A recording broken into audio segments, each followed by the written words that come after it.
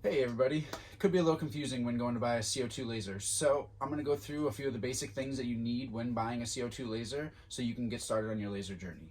Alright, so there's a number of places you can get a CO2 laser from. A bunch of them are located in China, there's a few in the United States, but the ones in China tend to be more reasonably priced for somebody who is looking to get started in CO2 lasering. The reason I say that is because they come basically as a bare bones and you have to figure some stuff out.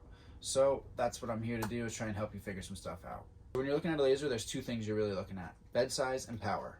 The power is the wattage of the laser tube, so you can get anywhere from a 40 watt all the way up to 150 watt, probably bigger than that, but I don't know. That's what I know of. And that determines the power of which the laser comes out of the tube and can cut or engrave. So the more power you have, the more cutting and engraving capacity you have, or you can turn your power down and cut things or engrave things at a faster rate. When you cut or engrave, it all depends on the combination of the speed at which the head of the laser moves, as well as the power at which you put the laser at. When you run your laser, you don't run it at 100%. So my laser isn't shooting 80 watts of power all the time. You run it typically around, anywhere from 30 to 50%, maybe a little higher if need be. So that's your first thing. Once you have your laser chose, then you want to go ahead and pick all your accessories. You're going to need a program to run your laser. You're going to need something to keep your laser cool from overheating.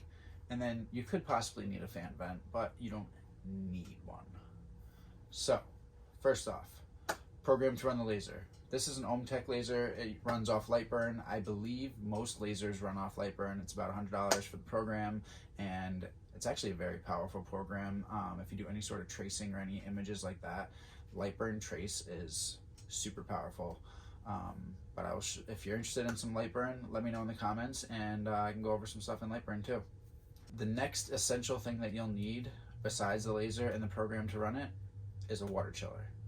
You can get by with having a water pump, but you really need a water chiller. A water chiller, what it does is it works to circulate water around the laser tube to help the laser from overheating. A water pump does the same thing, but the water chiller, what it does is what it's saying. It chills the water. So it keeps that water cool. If you use a regular pump, it's going to circulate the water, but eventually that water will get hot if you run that laser for a long time, and it defeats the purpose of keeping the laser cool. So once you get past a 40, 50 watt in that range, you're going to really want to invest in a chiller. And it'll save you countless headaches, because if you crack that laser tube, your laser will be obsolete. Alright, so you got your essentials: the laser, light burn to run it, or a program software to run it, and your chiller. There's one other thing that I would highly suggest adding, and that is an inline fan. So the laser comes equipped with a fan in it to blow your smoke out, because when you're cutting or engraving, you're actually just burning the material. So it produces smoke. You don't want that to smell up your shop, your home, whatever you are, and you don't want to breathe it in. So you want to vent it out. The vent that comes with it works well, but I really would suggest getting an inline fan upgrade.